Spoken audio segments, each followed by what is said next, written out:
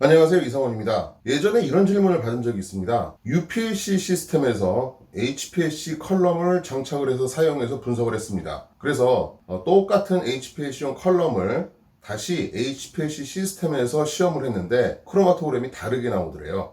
어떻게 보면 이게 당연한 거죠. 자, 일단은 시스템에 따라서 우리가 꽂아서 쓸 수 있는 컬럼이 다를 수가 있죠. 일단은 그거부터 살펴보겠습니다. 일단 시스템이 UPLC예요. 보통 UHPLC라고 이제 얘기를 하는데 이 경우에는 UHPLC용 컬럼을 사용할 수도 있고요. HPLC용 컬럼을 써도 됩니다. 이거의 차이는 뭐죠? 이거는 분석을 빠르게 하기 위해서 컬럼을 작게 만든 겁니다. 길이를 짧고 폭을 내경을 작게 만들어서 그 대신에 이제 레솔루션을 유지하기 위해서 들어가는 충전재의 파티클 사이즈를 굉장히 작게 한 거죠. 한 1.7 마이크로 정도로. 그런 것들이 UHPLC용 컬럼이고요.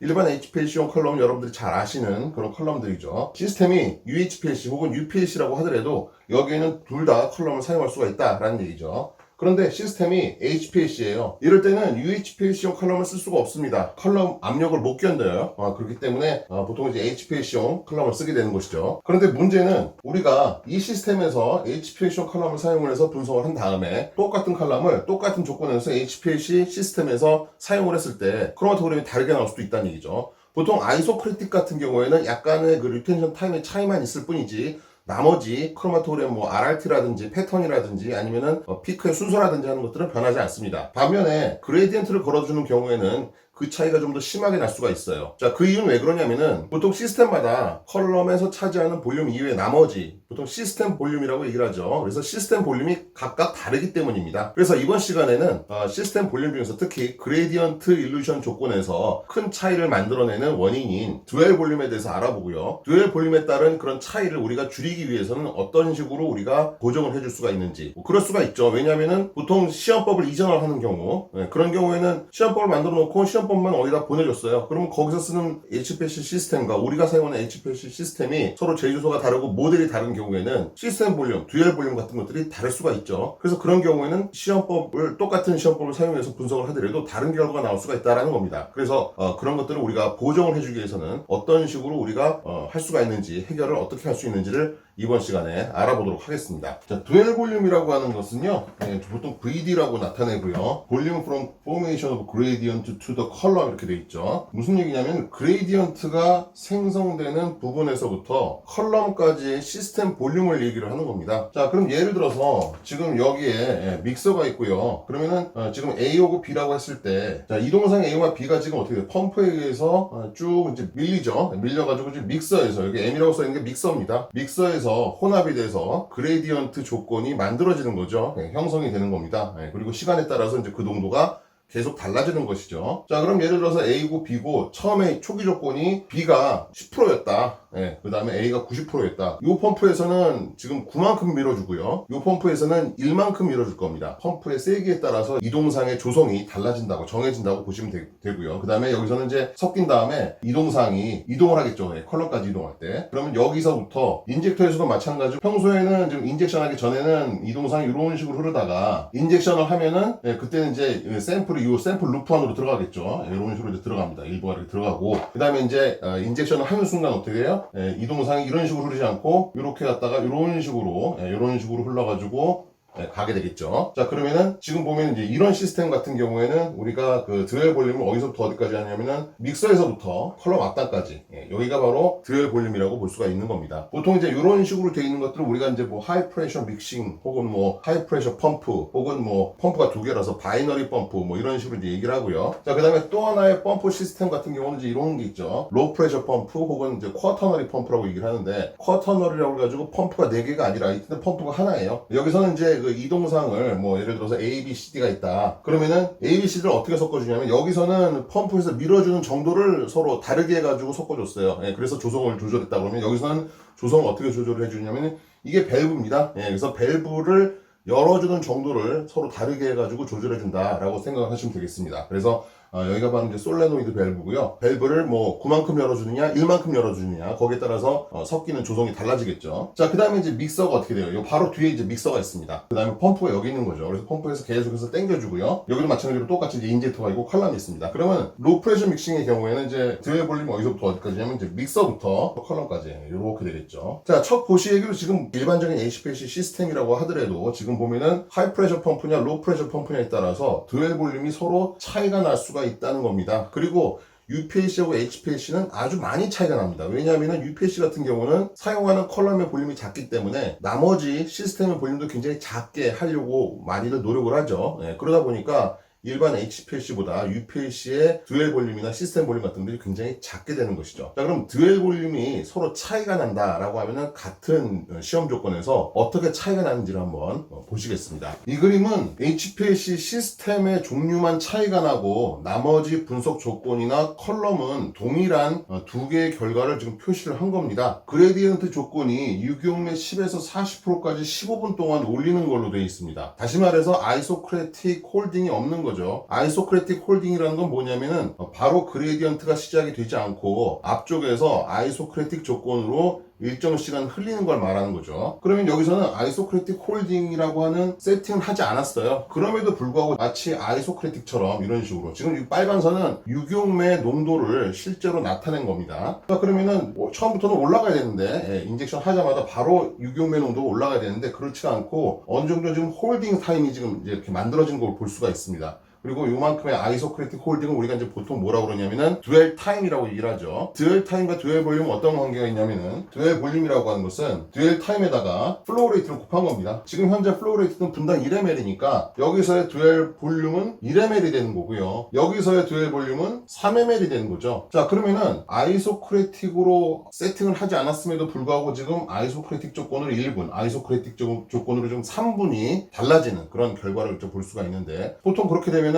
그냥 여기서 1분 여기서 3분이니까 2분 차이 정도의 리텐션 타임 차이만 나면 되는 거 아니냐라고 생각할 수가 있습니다. 예, 맞습니다. 보통 다른 픽들은 서로 다른 시스템에서 그레디언트로 지금 올렸다고 동일한 그레디언트로 올렸다고 하더라도 만약에 듀얼 볼륨 차이가 나면은 그만큼 듀얼 타임만큼 리텐션 타임의 차이가 보통 나요. 그런데 보통 이제 앞에 나오는 픽들 이제 항상 앞에 나오는 픽들이 문제죠. 요 픽들이 보면은 그런 경우는 이제 서로 간에 이제 셀렉티비티가 달라질 수가 있습니다. 자, 지금 보면은 듀얼 볼륨이 1ml예요.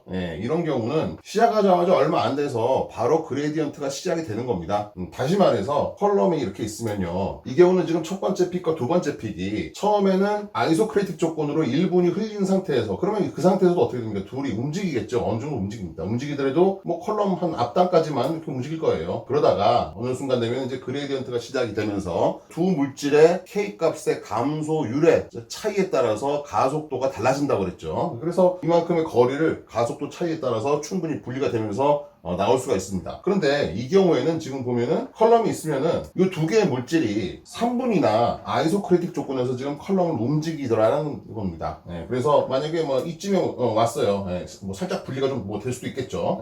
그런데 이만큼 왔을 때 거의 뭐 말단에 왔을 때야 비로소 이 앞단에서 이제 그레디언트가 시작이 되는 겁니다. 그래 어떻게 됩니까? 그레디언트 조건에 따른 분리가 안 될 수가 있죠. 미처 분리가 안 되고 그냥 컬럼을 빠져나와서 이런 식으로 피크가 완전하게 분리가 안 될 수가 있는 것이죠. 이런 식으로 듀얼 볼륨의 차이에 따라서 시스템의 듀얼 볼륨 차이에 따라서 실렉티비티가 이렇게 달라지는 특히 이제 앞단에 나와 있는 앞쪽에 있는 피크들이 그런 식의 이제 실렉티비티의 차이를 볼 수가 있다라는 거죠. 그래서 우리는 반드시 시험법을 이전을 하거나 그럴 때는 기기 자체 장비 시스템에 듀얼 볼륨을 항상 신경을 써서 시험법을 이전을 해줄 필요가 있는 거죠. 시스템의 듀얼 볼륨을 구하는 방법을 알려드리면요. 일단은 컬럼을 캐필러리 튜빙으로 교체를 하십시오. 캐필러리인데 보통 한 길이 1m, 그 다음에 인사이드 다이미터 한 0.125mm 정도의 그런 것들을 해가지고 교체를 시켜주고요. 왜냐면은 이제 캐필러리를 하는 게 이제 백프레셔가 걸려야 되거든요. 백프레셔가 걸려줘야지 펌프가 제대로 작동이 됩니다. 체크 밸브가 제대로 닫히면서 작동이 되니까 이렇게 하시고요. 요 정도 되는 게 보통 이제 피크 튜빙 아시죠? 피크 튜빙 빨간색 레드 피크 튜빙 그거 한 1m 정도면은 아마 될 것 같습니다. 자, 그 다음에 A 솔루션은 HPLC용 물 그 다음에 B 솔루션은 물에다가 0.1% 아세톤을 첨가한 것으로 사용을 하십시오. 그 다음에 UV 파장은 265나노미터로 하시고요. 여러분들 아시다시피 예전에 영상에서도 이제 아세톤이 보통 이제 UV 컷오프가 330나노미터로 보통 이제 그 물보다는 훨씬 더 UV 컷오프가 높아서 흑광이 있다고 그랬죠. 그래서 아세톤을 쓰는 거고요. 자, 그 다음에 그레디언트 조건은 어떻게 하냐면 0에서부터 100%까지 20분 동안 올리는 겁니다. 그러니까 이건 이제 보통 일반적인 경우죠. 보통 그레디언트 타임이 뭐 10분 혹은 뭐 30분 뭐 이런 식으로 할 때 하고요. 보통 뭐 UPSC라든지 아니면 LCMS 같은 경우 굉장히 짧은 그레디언트를 하는 경우에는요, 뭐 한 5분 정도로 하십시오. 그 다음에 플로우 레이트도 한 분당 한 2ml 정도. 예, 그래서 보통 우리가 분석하는 조건이 플로우 레이트가 보통 이제 1에서 2ml 정도 하잖아요. 그렇게 하시고, 만약에 또 이것도 마찬가지로 뭐 LCMS를 사용한다든가 그리고 UPSC를 사용한다 그러면은 플로우 레이트가 적어지니까 그때는 거기에 맞춰 한 0.5 정도로 하시면 되겠습니다. 자, 그 다음에 인젝터, 오토 샘플러는요, 인젝트 포지션에 있도록 해야 됩니다. 그래서 샘플이 들어있는 루프에도 마찬가지로 이동상이 통과할 수 있도록. 그러니까 실제로 오토 샘플러를 사용해서 우리가 듀얼 볼륨을 구할 때는 어떻게 하는 게 좋겠어요? 그럴 때는 이동상 물을 그냥 인젝션 한번 시키는 겁니다. 블랭크런을 하시지 마시고 실제로 인젝션을 시켜서 이동상이 샘플 루프를 통과할 수 있도록 그렇게 해주셔야지 샘플 루프에 있는 볼륨도 듀얼 볼륨 안에 포함이 되잖아요. 네, 그렇기 때문에 이제 이렇게 하는 거고요. 자, 그래서 한번 돌리게 되면 이제 베이스라인이 이런 식으로 하다가 뛰게 되죠. 자, 그러면은 이렇게 해서 나온 것들을 보통 이제 우리가 듀얼 볼륨을 측정하는 게 두 가지인데요. 하나는요, 크로마토그램을 우리가 그냥 프린트아웃 합니다. 지금 보시면 이제 베이스라인 이렇게 하다가 아세톤의 농도가 증가를 하면서 즉 그레이디언트가 걸리면서 이제 쭉 베이스라인이 올라가는 걸 볼 수가 있죠. 지금 보면 이제 이런 식으로 올라가는 가장 최적의 선을 이렇게 긋습니다. 그 다음에 앞쪽에 초기의 베이스라인과 만나는 이 지점에서의 시간이 바로 듀얼 타임이 되는 거고요. 듀얼 타임을 구했으면 우리가 듀얼 볼륨을 알 수가 있는 것이죠. 그래서 그렇게 구하시는 방법이 하나 있고요. 또 하나는 뭐냐면은 이거는 프린트아웃 시키지 않고 모니터상에서 우리가 알 수가 있는 거죠. 소프트웨어 보시면은 우리가 이제 마우스를 이렇게 움직이면서 베이스라인을 더듬으면 거기에 따라서 흑광도라든지 아니면 시간이 이렇게 밑에 표시가 됩니다. 그래서 그 성질을 이용해서 그레디언트가 다 올라가서 이제 이렇게 올라갔습니다. 그러면 그때의 흑광과 베이스라인 끝까지 올라갔을 때 그때의 흑광도와 그 다음에 아직 올라가기 전에 초기 상태의 흑광도 그 차이가 바로 이만큼이고요. 그 차이의 50%가 되는 지점에서의 시간을 우리가 구하는 겁니다. 그걸 우리가 이제 T50이라고 했으면은 그러면은 T50과 듀얼 타임 요 사이의 차이는 얼마가 됩니까? 요 사이 차이는 아마 그레디언트 타임의 2분의 1이 될 겁니다. 이런 관계 있죠. 그러면은 듀얼 타임은 T50 빼기 2분의 1의 그레디언트 타임 이렇게 해가지고 우리가 듀얼 타임을 구할 수가 있습니다. 뭐 두 번째 방법은 훨씬 더 낫겠죠. 우리가 뭐 굳이 뭐 이걸 프린트아웃 해가지고 자대고 긋고 뭐 이런 것보다는 정확하게 수치로 다 표시가 되니까 그런 식으로 우리가 구해서 듀얼 타임을 구하고 거기에 따라서 듀얼 볼륨을 구하면 되겠습니다. 자, 우리가 시스템마다 듀얼 볼륨을 계산하는 방법을 알았습니다.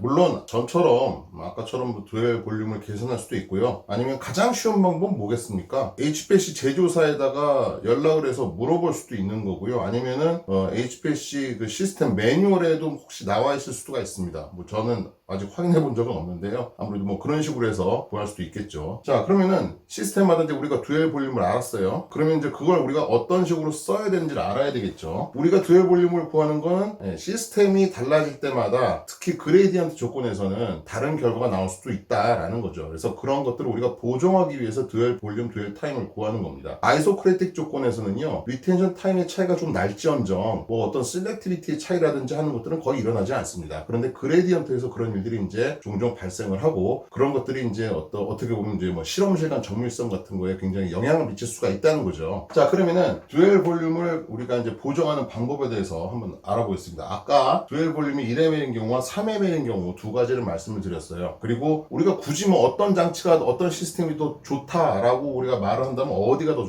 좋겠습니까? 아무래도 A가 B보다는 훨씬 더 좋은 시스템이다라고 우리가 생각할 수가 있겠죠. A 같은 경우는 아이소크리틱 홀딩을 1ml 뿐만 아니라 뭐 2ml, 3ml 우리가 아이소크리틱 조건을 거기다 집어넣음으로써 할 수가 있는 반면에 B 같은 시스템은 어때요? 지금 보면은 듀얼 볼륨이 3ml니까 여기서 더 이상 듀얼 볼륨이 줄어들 수가 없습니다. 그죠? 듀얼 타임을 더 줄이거나 할 수가 없다는 얘기죠. 그래서 시스템으로는 이게 훨씬 더 좋은 거고요. 자, 그러면은 예를 들어서 B라고 하는 시스템에서 시험법을 개발을 했어요. 근데 그걸 갖다가 우리가 A 시스템에서 똑같이 재현을 하고 싶습니다. 그러면 이제 어떻게 하면 되죠? 그럼 당연히 아이소크레틱 홀딩을 좀 더 늘려줌으로써 우리가 3분에 해당하는 듀얼 타임을 여기서도 마찬가지로 만들어줄 수가 있는 거죠. 이건 어렵지가 않아요. 근데 문제는 뭐예요? A 시스템에서 개발한 시험법 결과를 B에서도 똑같이 재현을 해야 되는데 그게 좀 어렵다는 거죠. 그래서 그런 경우도 마찬가지로 여러 가지 경우 수가 존재를 하는데, 예를 들어서 A에서 개발을 했는데 B에서도 쓸 수가 있어야 된다는 사실을 미리 인지하고 있는 상태에서는 어때요? 그런 경우에는 B의 듀얼 타임, B의 듀얼 볼륨을 안 상태에서 그거와 똑같이 미리 처음부터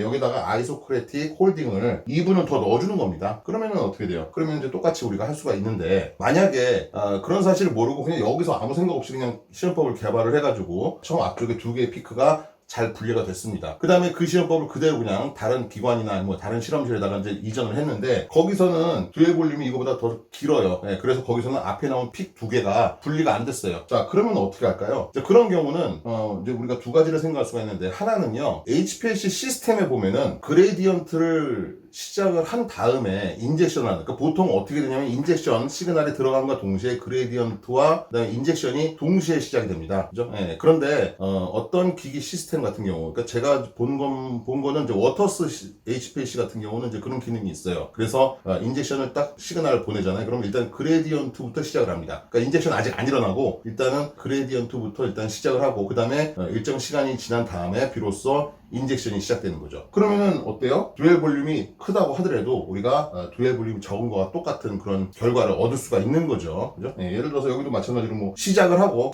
나서 뭐 2분 후에 인젝션을 해라 라고 한다면 어때요? 그럼 듀얼 타임 여기 1분이고 이게 3분이니까 그러면은 우리가 맞출 수가 있습니다. 그런데 그거는 이제 시스템마다 다를 수가 있습니다. 그래서 어떤 시스템은 그런 기능이 없을 수도 있으니까 그런 기능을 이제 찾아보시면 되고요. 세 번째는 뭐냐면은 이건 어쩔 수가 없어요. 이건 어쩔 수가 없으니까 지금 여기서는 되던 시험법을 여기서도 마찬가지로 피크 분류를 시키려면은 어쩔 수 없이 시험법을 개선을 좀 해야 되는데, 다시 말해서 시험법을 다시 만든다는 얘기죠. 근데 이제 크게는 바꾸지 않고 뭐 예를 들어서 이니셜 퍼센트 B의 어떤 그 농도 그런 것들을 갖다 살짝 바꾼다든가 하는 식으로 해서 앞에 나오는 픽을 조금이라도 분리할 수 있도록 그렇게 한다든가, 아니면 처음부터 여기서 앞에 나오는 픽 두 개를 필요 이상으로 분리를 많이 시키는 겁니다. 많이 시켜가지고 듀얼 볼륨이 큰 시스템의 경우에도 마찬가지로 어느 정도 분리가 일어나도록 그렇게 만드는 경우, 그래서 그렇게 우리가 실시를 하면 되겠습니다. 이번 시간에는 시험법을 이전한다든가 하고 실험실 간 정밀성 같은 것들을 우리가 제대로 하기 위해서는 시스템 간의 차이를 우리가 알아야 되고요. 그러면 거기에 따라서 이제 어떤 식으로 우리가 그런 차이점을 극복해낼 수 있는지에 대해서 말씀을 드렸습니다. 여기까지 하겠습니다.